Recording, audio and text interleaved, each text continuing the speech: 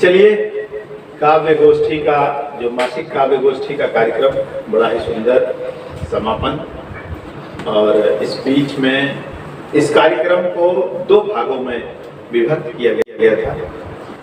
आज जैसा कि कार्यक्रम में हमारे कुछ विशिष्ट मित्रगण जो साहित्यिक व्यक्तित्व हैं, जो किसी कारणों से कार्यक्रम में नहीं पहुंच सके, उन्होंने आज के इस श्रद्धांजलि सभा के लिए भी अपना संदेश भेजा है, और जिसमें दीपक श्रीवास्तव जी ने मैसेज के द्वारा अपना संदेश भेजा है, और अगले कार्यक्रम में उपस्थिति के लिए निश्चित ही उन्होंने कहा है कि मैं अवश्य रहूंगा। आज किन्हीं कारणों से ऑफिशियल या स्वास्थ्य के कारण वो नहीं आ पाए।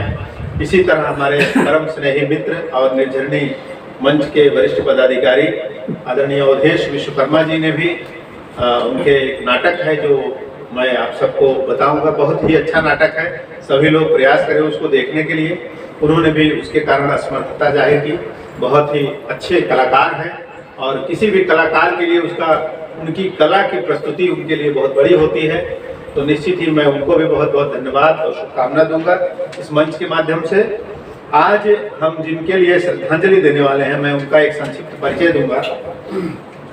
उनका नाम है ओमकार नाथ शुक्ल। उनके पिताजी उमा शंकर शुक्ल उर्फ बेचन शुक्ल के यहाँ पैदा हुए ओमकार नाथ शुक्ल। इनका गांव है बेहड़ा, केराकत, जौनपुर के रहने वाले थे। दिनांक 4 मई 1940 इनका जन्म हुआ था। ये 3 भाई थे, तीनों भाइयों में ये मझले भाई थे ओमकार नाथ शुक्ल जी, स्वर्गीय ओमकार नाथ शुक्ल जी। इनके 1 पुत्र और 5 पुत्रियां हैं, और इन्होंने बीएड LLB की शिक्षा जौनपुर उत्तर प्रदेश से ग्रहण की थी। इनके 12 नाटक लिखे गए, जिनमें सामाजिक, साहित्यिक और धार्मिक व्यक्ति और व्यक्ति विशेष को उन्होंने इंगित करके यह 12 नाटक लिखे। उनके साथ इनके 3 उपन्यास हैं जो इन्होंने लिखे थे। उनके ही साथ इन्होंने 3 काव्य संग्रह भी लिखी हैं, जिसमें सामाजिक, धार्मिक उद्देश्य को इंगित करके उन्होंने लिखा। सामाजिक, साहित्यिक, राजनीतिक जीवन था उनका। उन्होंने शुरुआती दौर में जनसंघ की सदस्यता तो ली थी, परंतु समय के बाद उन्होंने भारतीय राष्ट्रीय कांग्रेस के लिए कार्य किया, और मरणोपरांत तक वह भारतीय राष्ट्रीय कांग्रेस से जुड़े रहे। विशिष्ट पदाधिकारी के रूप में कांग्रेस उन्होंने काम किया, और 26 फरवरी 2023 को 83 वर्ष की आयु में मुंबई उनके आवास पर उन्होंने अंतिम सांस ली। आज इस कार्यक्रम में उनको श्रद्धांजलि अर्पित की जाएगी, क्योंकि एक साहित्यकार, एक नाटककार, एक सामाजिक कार्यकर्ता, और चूंकि निर्झरणी का आज मासिक गोष्ठी का मंच है, साहित्यिक मंच पे साहित्यिक व्यक्तित्व का आज श्रद्धांजलि का कार्यक्रम है।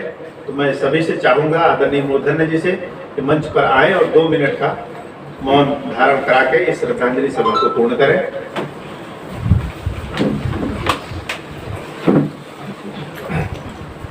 लेकिन शोक सभा करें। सभी उपस्थित लोग कृपया जहाँ हैं यथास्थान पर दिवंगत आत्मा के उद्धार के लिए 2 मिनट का मौन रखें। समय होता है अब।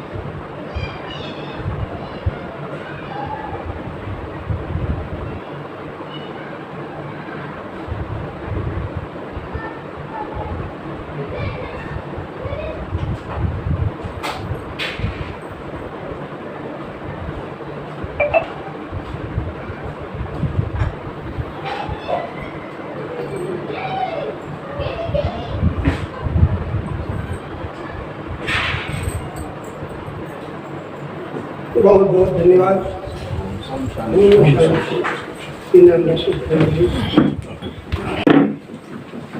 सर्वसम्मति के साथ आज का कार्यक्रम संपन्न किया जाता है।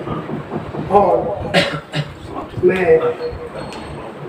जयप्रकाश महाराज जी से निवेदन करूंगा कि जिस समय गुड़ियाँ परोसी जा रही थी उस समय आप किसी विशेष कार्य के लिए उपस्थित नहीं थे और जो समय देते हुए आज आप अपनी रचना सुनाए। जयप्रकाश। पे उपस्थित सभी हमारे एशियन क्लब पदाधिकारियों को नमन। और अभी सर ने बताया 3-4 दिन पहले जो हम लोग शोक सभा का एक कार्यक्रम के साथ साथ हुआ, इसमें एक चीज़ मेरे मन में आया। मैं सोचा कि हमारे सभी पदाधिकारी जो पहले से ही जुड़े हैं, हम तो अभी जुड़े, इसमें हमारे नंदन जी का बहुत बहुत धन्यवाद। नंदन जी हर समय हर कार्यक्रम में, और हमारे निराला जी सर हर जगह कुछ न कुछ बातों में हमें याद करते रहते हैं। तो 2 शब्द मैं बोलना चाहता हूँ भजन के माध्यम से।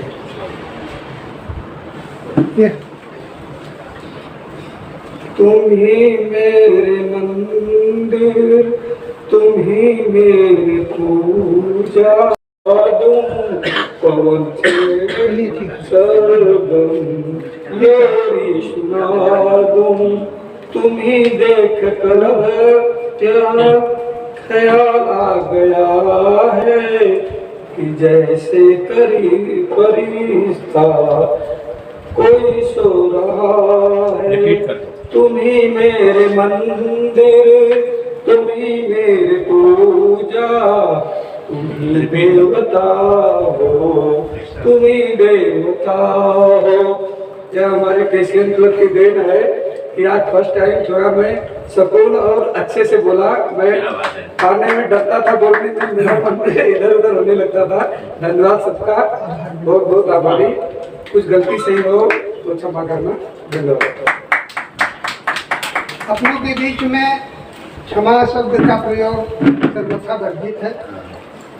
अब मैं नंदन मिश्र त्यागी जी से निवेदन करता हूँ कि आज के आयोजन में जो भी आशीर्वाद लोगों ने प्रदान किया उसका आप आभार व्यक्त करें। जैसा कि मैंने कहा कि साहित्य की सेवा करते हुए निर्झरणी ने अपने कवियों की चौपाल के 100 एपिसोड पूर्ण कर चुकने के बाद हमारे मंच के राष्ट्रीय संरक्षक आदरणीय के श्रीवास्तव जी, मंच के संयोजक आदरणीय भोलानाथ तिवारी जी और स्वयं मेरे द्वारा 19 फरवरी को निर्झरणी मंच को महाराष्ट्र राज्य हिंदी साहित्य अकादमी के अध्यक्ष, कार्यकारी अध्यक्ष डॉक्टर शीतला प्रसाद द्विवेदी जी के हाथों निर्झरणी का जो सम्मान हुआ है कवियों की चौपाल के लिए, ये हम सभी के लिए बहुत सौभाग्य की चीज है। और निर्झरणी मंच को मैं बतौर निर्झरणी का संचालक हार्दिक शुभकामनाएं देता हूं।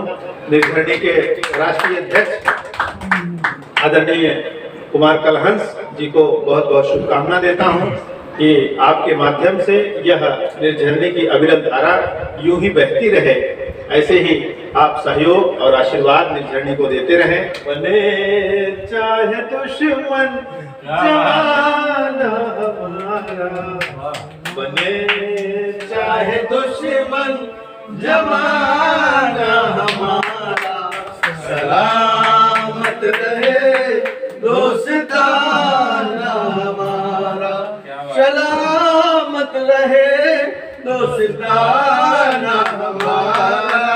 बने चाहे दुश्मन जमाना हमारा, सलामत रहे दोस्ताना हमारा। वो ख्वाबों के दिन, वो किताबों के दिन, वो सवालों की रातें, जवाबों के दिन बिताए हैं हमने। धन्यवाद। जब कुमार कलहन जी जैसा यार दोस्त मित्र हमारे साथ में हो और के श्रीवास्तव जी की शायरी इर्द गिर्द से गुजर चुकी हो और भोलानाथ तिवारी जी का 40 साल पुराना इतिहास सामने आ चुका हो और पर्दा भी उठ चुका हो, तो फिर आप बताइए कि हम लोग कहाँ से। बहुत बहुत धन्यवाद आदरणीय संचालक महोदय। आज इस कार्यक्रम में बतौर मुख्य अतिथि उपस्थित हुए आदरणीय मेरे भाई राजेश दुबे अल्हड़ सरदार जी, मैं आपका हार्दिक हार्दिक हार्दिक आभारी हूँ। इस कार्यक्रम में वसई से आपका आना, इस कार्यक्रम को चार चांद लगा गया। वसई से भी आगे हाईवे की तरफ कौन सा स्टेशन नएगा, वहाँ से आप इस कार्यक्रम के लिए आए, मैं बहुत बहुत बहुत आभारी हूँ। कार्यक्रम में मंच के राष्ट्रीय संरक्षक आदरणीय के श्रीवास्तव जी, जो आज बहुत ही अच्छा लगा जब उन्होंने कहा कि मुझे कोई रोके नहीं, मुझे कोई टोके नहीं, तो मुझे लगा कि आज निर्झरणी को एक संरक्षक मिल गया, क्योंकि चुना जाना और हो जाना ये दोनों में बहुत फर्क है। आज हमारे के श्रीवास्तव जी ने दो उपाधियां ले ली, आज वो दिल के डॉक्टर भी हो गए और बतौर अध्यक्षता में उन्होंने एक जो अध्यक्ष की भूमिका कैसी होनी चाहिए ये पूरे समाज के लिए बताया, क्योंकि अध्यक्ष किसी भी कार्यक्रम का जो होता है उसके ऊपर प्रश्नवाचक चिन्ह नहीं लगाना चाहिए, उनको जो भी बोलना है वो बोलने का अधिकार रहता है। तो मैं आपका कोटि कोटि वंदन करता हूँ, हार्दिक आभार व्यक्त करता हूँ। हमारे परम स्नेही मित्र आदरणीय राम प्रकाश निराला जी इस काव्य गोष्ठी, काव्य पाठ कार्यक्रम, मासिक गोष्ठी और श्रद्धांजलि सभा में उपस्थित हुए।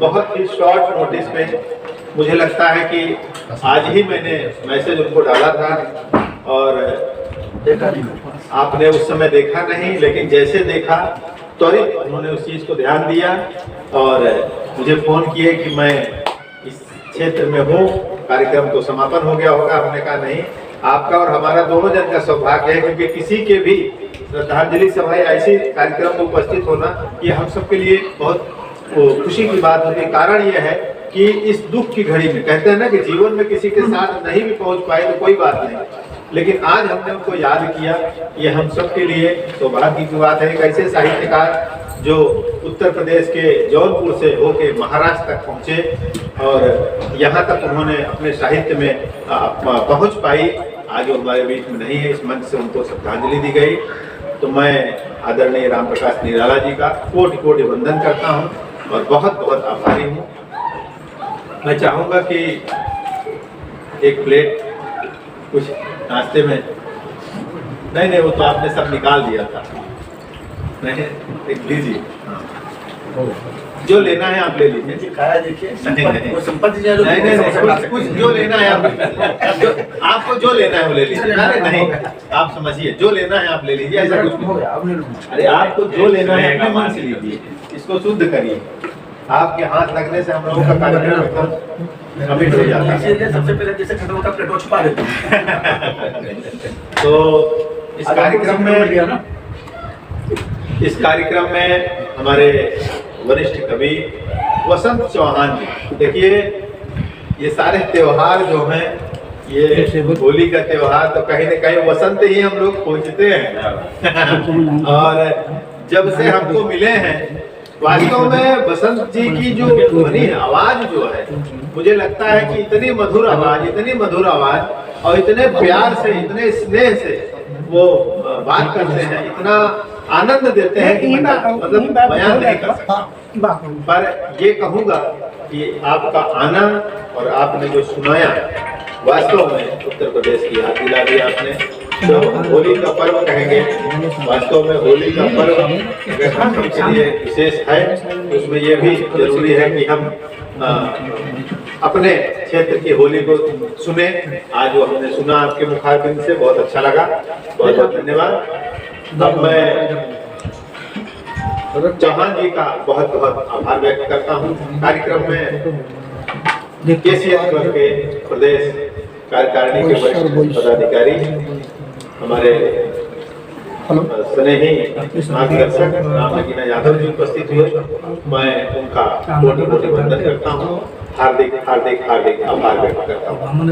कार्यक्रम में निर्झरणी के अध्यक्ष और पेशे से चिकित्सक, लेकिन उसके बावजूद भी अपना पूर्ण समय देकर इस कार्यक्रम में चार चांद लगाए कुमार कलहन जी, मैं उनका हार्दिक हार्दिक हार्दिक आभार व्यक्त करता हूँ। इस कार्यक्रम में हमारे युवा कवि, अभी हमारे केके जी ने उनके लिए रचना भी पढ़ दी नवरत्न जी के लिए, और नवरत्न जी की जो स्थिति है, दिल्ली स्थिति आपने बयान कर दिया, तो मैं उनको आशीर्वाद भी दूंगा, आभार भी व्यक्त करूंगा कि आप अपने सफल कामनाओं में आशीर्वाद दीजिए तो जल्दी थोड़ा उसका सिद्धि प्राप्त करें और अग्रसर होते रहे विजय पथ की तरफ। और चाय आ गई है, चाय पीते रहे।